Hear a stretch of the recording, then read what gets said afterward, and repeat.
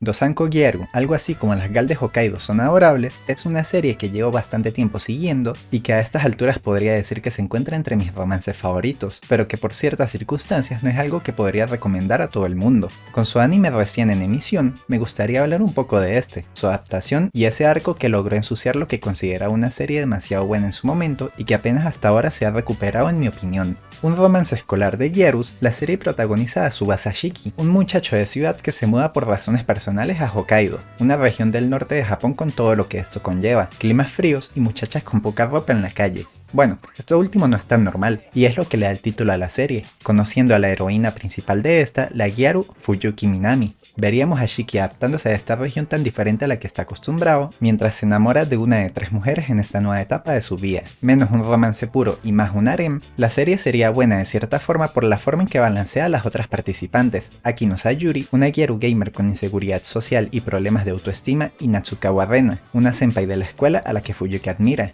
En cuanto a los personajes, el protagonista sería demasiado común, aunque con ciertos detalles de perversidad en su monólogo e imaginación, algo cliché la verdad en lo que concierne a Gyarus, que ayudan a distinguirlo de su apariencia y comportamiento, algo quizás a veces un poco molesto por los prejuicios que demuestra hacia ellas. Fuyuki por su parte sería una de mis representaciones favoritas de este arquetipo, sin el intento de subversión de expectaciones usual en que muestran una Gyaru más agresiva para mostrar después su verdadera personalidad. Desde un inicio es un ángel, siendo un bulto de positivismo que logra cambiar la percepción de todos con los que interactúa, como la abuela y madre del protagonista. En cuanto a Akino, muestra ciertas características de eterno segundo lugar desde un inicio, aunque extrañamente logra ser adorable en su intento por seguir intentando juntarse con el protagonista, mientras que un personaje similar de otra serie solo llegaría a exasperar por su insistencia luego de señales tan obvias de afecto del protagonista a la heroína principal. Rena por su parte sería un personaje más de clase, a pesar de ser una Gyaru tiene ciertas conexiones en el mundo de la caligrafía y con la madre del protagonista, y por su parte tiene un punto alto en la trama, negándose a aprovecharse de cierta situación para juntarse con él, y respetando sus sentimientos hasta que se declara ella misma. En este aspecto hay cierta ausencia de un carácter malicioso en la serie, excepto por algunos capítulos dedicados a Akino y ciertos personajes secundarios. Incluso cuando llega un rival amoroso para el protagonista, no llega a haber un conflicto y la situación se resuelve casi por sí misma, si bien de manera no totalmente limpia, mientras que alguna otra serie intentaría crear un drama mayor de estas circunstancias, aunque por cierta situación aquí quedan peor parados de lo que deberían. Fuera de esto, lo que más me gusta es la forma en que Fuyuki termina siendo quien acaba conectándolos a todos. Si bien en otros harems similares sería la conexión con el protagonista lo que lleva a crear una especie de grupo de amigos, por lo menos entre las 3 principales, sería su voluntad de crear una amistad y los sentimientos de admiración de una a la otra la que los conecta, usando también de buena manera a los personajes secundarios para impulsar la trama y desarrollo del personaje del protagonista, sirviendo también como apoyo para caracterizar a cada una de las heroínas, con aparición frecuente de la familia de Fuyuki y siendo la familia directa de Shiki las razones por las que se encuentra en Hokkaido, aunque todo esto se aplicaría en una medida mucho menor a la tercera heroína, siendo utilizada en la historia en una menor medida, a veces solo para impulsar las acciones de los otros y que en retrospectiva, aparte de 2 o 3 arcos en los que recuerdo que participó, no creo que tuviera mucho impacto en la trama. Como tal, la historia, aparte del romance, trataría acerca de autoaceptación y superación, y como suele ser en este tipo de género, en especial al incluir Gyarus que pueden ocupar el arquetipo de Manic Pixie Dream,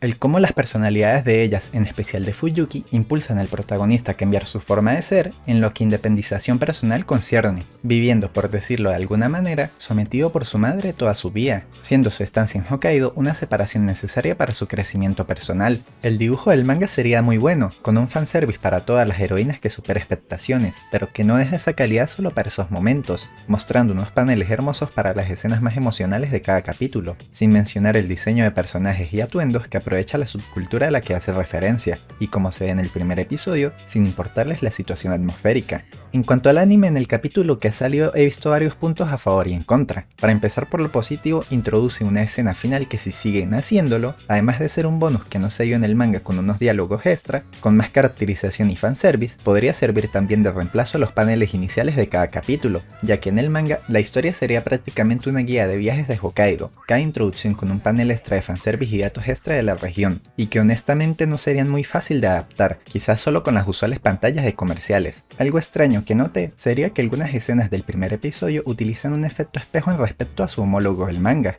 siendo totalmente similares excepto por la perspectiva que muestran, más una curiosidad que quizás haya nacido del equipo de traducción o escaneo del RAW del manga original, o quizás una elección por el equipo del anime ya que no ocurre en todas las tomas. Además, otra cosa que noté, la adaptación utiliza el diseño posterior del protagonista, algo comprensible por la evolución de su apariencia conforme pasaron los capítulos con un cabello diferente y no tan genérico como al inicio del manga. Si algo no me gusta del anime sería ciertos detalles del dibujo, no sabría explicarlo muy bien pero usa un arte en mi opinión genérico, algo que suele suceder en muchas adaptaciones, mientras que el manga utiliza un dibujo un poco más resaltante quizás por la forma en que utilizan el delineado o los detalles para llamar la atención, y en ciertos momentos, para darle un aire por decirlo de alguna manera, que le da una belleza efímera a los paneles, aunque sería algo aceptable al fin y al cabo por el nivel de detalle extra que recibe un manga en comparación. Ahora, para dejar esta parte por detrás, para hablar de por qué la serie se arruinó en cierta medida, habría que entrar en spoilers. Alrededor del capítulo 60 la historia entraría en lo que podríamos llamar el arco del rechazo.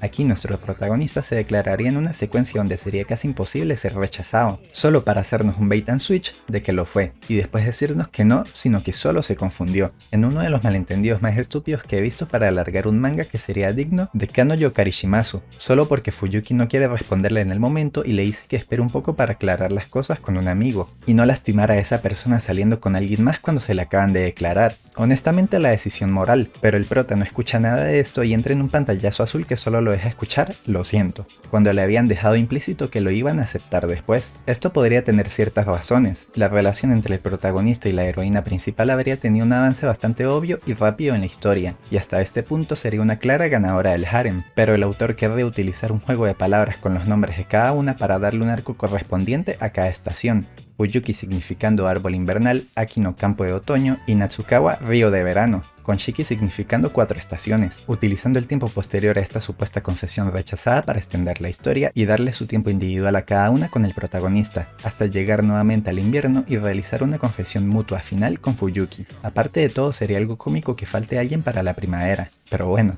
digamos que esa temporada de transición es ese rechazo. En fin, esto como tal podría haber funcionado, sin esa confusión tan estúpida que solo logra empeorar la impresión de ambos personajes, solo serviría para crear esperanzas vacías en los fans de las otras dos mientras ven cómo las rechazan, lo cual me lleva a pensar en cómo esta historia habría sido mucho mejor si hubiera sido un romance puro en lugar de un harem, y resalta el mayor problema para mí de ese género, en que normalmente una participante tiene mucho más tiempo en pantalla y sean muy pocos los casos en que gane alguna de las otras, aunque pensar en esto sería algo gracioso por la decisión del anime de usar a la misma actriz de voz de Yotsuba para Fuyuki, recordando todo el debacle que sucedió con el final de las quintillizas. Esto concluiría en una historia alargada que, si bien daría lugar a unos paneles hermosos por el uso de las temáticas estacionales, mancharía lo que sería un romance lento y bien realizado hasta este punto, y que incluso ignorando los capítulos desde el 60 al 90, podría considerarse uno de los mejores que he leído, y que por lo menos en esta primera temporada del anime debería mantenerse en un nivel alto, pero que para muchos en la segunda o tercera temporada, si se llega a dar, cuando suceda esto será bastante decepcionante.